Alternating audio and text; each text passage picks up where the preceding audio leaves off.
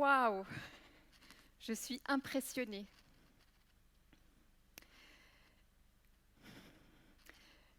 Je suis émue parce que je réalise que je rêve d'apporter quelque chose de significatif aux personnes d'ici, de ce pays où je suis née et où j'ai grandi.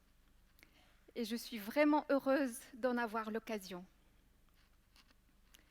Je suis ravie de partager avec vous quelque chose qui a transformé ma façon de vivre. Je suis née dans une famille où je n'ai pas appris à exprimer mes émotions. Mon neveu m'a dit un jour, il avait 5 ans, « Je suis un homme, j'ai jamais peur et je ne pleure jamais. » Cette phrase donne une idée de notre conditionnement collectif. Je ne sais pas pour vous comment c'est, mais moi, je n'ai pas rencontré beaucoup de personnes qui ont été éduquées à exprimer leurs émotions. La communication non violente est un art de vivre. C'est aussi un puissant outil de connaissance de soi et de résolution de conflits. La communication non violente m'a fait vivre une vraie révolution. La première fois, j'ai été prise de panique. J'ai vu qu'en fait, je n'arrivais pas à gérer mes émotions. C'est elles qui me dirigeaient. Et puis, petit à petit, j'ai pris l'habitude à connecter à mes émotions. Et j'ai donc appris à me connaître et à agir avec plus de clarté et donc plus d'efficacité. J'agissais avant de manière spontanée. Ensuite, je regrettais, je me jugeais, je culpabilisais en me disant « j'aurais pas dû dire ça, j'aurais pas dû faire ça ». Vous connaissez? Ça vous arrive? Et puis, grâce à la communication non violente, en fait, je me suis rendu compte que j'avais un espace intérieur inaccessible. Cet espace où se trouvent les émotions, où se trouve la vie. Cet espace où se trouvent les valeurs les plus précieuses. Et puis, en fait, je me suis rendu compte que le phénomène est collectif. Nous sommes tous concernés. Ce d'autant plus que nous sommes tellement orientés vers l'extérieur, vers la performance, le résultat, souvent, malheureusement, au détriment de la relation à soi et aux autres. Je voudrais maintenant vous proposer une petite expérience. J'aimerais vous proposer de trouver quelque chose que vous adorez faire ou vivre. Quelque chose de simple. Par exemple, moi, j'adore Kalthoum. Quand j'écoute Kalthoum, je suis transportée par ses paroles et sa musique. Pour vous, c'est sûrement autre chose. Et je voudrais vous proposer de vous rappeler la dernière fois où vous avez vécu cette action que vous adorez faire. Et peut-être essayer de sentir la vibration intérieure. Peut-être que vous allez sentir un mouvement intérieur d'expansion, de détente. La communication non violente nous apprend que lorsque nous sommes en lien avec ce type de bien-être intérieur, cela indique que nous avons un ou plusieurs besoins qui sont satisfaits à l'instant. Le besoin qui est satisfait pour moi lorsque j'écoute Kalthoum, c'est le besoin de beauté, de connexion à moi, parce que cela me ramène à un espace intérieur de grâce.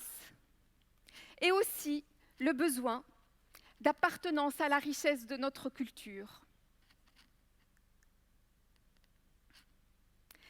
Et inversement, lorsque nous nous sentons fâchés, contrariés, Cela indique que nous avons à l'intérieur un ou plusieurs besoins qui ne sont pas satisfaits à l'instant. Et le mouvement intérieur va être un mouvement de contraction, de tension. Et en général, c'est désagréable. Ce qui me fascine dans la communication non violente, c'est toute la vie qu'elle emmène en plus à ma vie. Aujourd'hui, je suis devenue plus consciente, plus responsable, moins victime, moins dans l'attente passive. Mes actes découlent d'un espace de clarté et je me sens beaucoup plus libre, donc plus efficace. Ce n'est pas un miracle, c'est une pratique.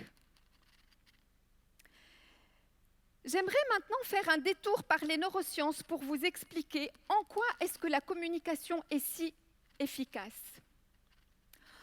En situation de grand stress ou d'émotions intenses comme la panique ou la colère, nous avons une glande dans notre cerveau qui s'appelle l'amygdale.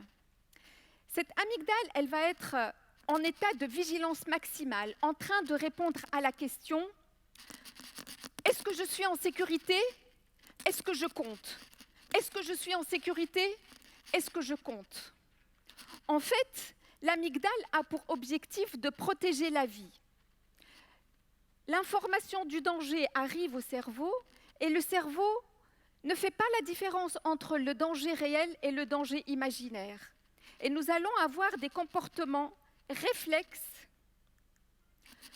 de trois types. On va soit prendre la fuite, soit attaquer, soit être paralysé. Le simple fait de nommer nos émotions va contribuer à calmer ces comportements réflexes. Et ce n'est pas tout. Vous avez sûrement entendu parler des deux cerveaux, cerveau gauche, cerveau droit. Le cerveau gauche, il fonctionne de manière linéaire et méthodique. Il analyse, il calcule et s'il se situe dans le passé ou dans le futur. Il pense en jeu. Le cerveau droit, lui, est plutôt global, kinesthésique, c'est-à-dire lié au corps et aux émotions. Il se positionne ici et maintenant, il pense en nous.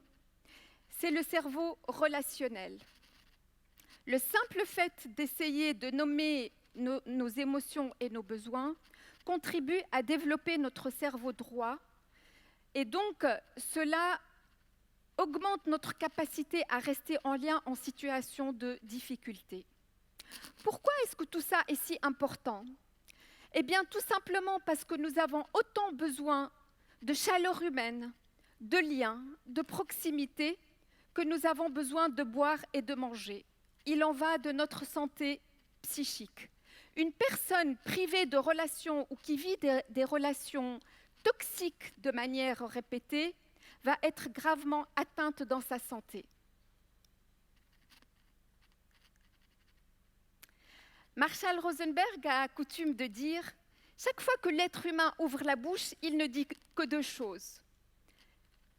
S'il te plaît ou merci. » Dire merci et reconnaître les bons côtés de la vie sont un des moyens qui nous aident à développer notre cerveau droit. Et je vais vous illustrer cela avec un exemple personnel. Mon père, atteint d'une maladie, devait subir une très très grande opération. J'allais le quitter et j'ai d'abord eu le réflexe de prendre la fuite, le cœur serré à l'idée de ce qui allait se passer. Ensuite, je me suis arrêtée et je me suis écoutée. Et j'ai réalisé à quel point ce lien m'est unique et précieux. Alors, j'ai fait le choix de retourner pour le lui dire. Je suis retournée dans sa chambre, je me suis assise à côté de lui, sur son lit. Je lui ai pris la main et je lui ai dit « Papa, j'espère que l'opération se passera bien. Je suis avec toi. Et sache que, quoi qu'il arrive, pour moi, tu es le meilleur papa du monde. » Mon père s'est redressé, il m'a regardée intensément et m'a répondu « J'espère, ma fille. » Ce moment a laissé une trace à l'intérieur de moi qui a la couleur de la paix. Encore présente aujourd'hui, et je crois bien pour toujours.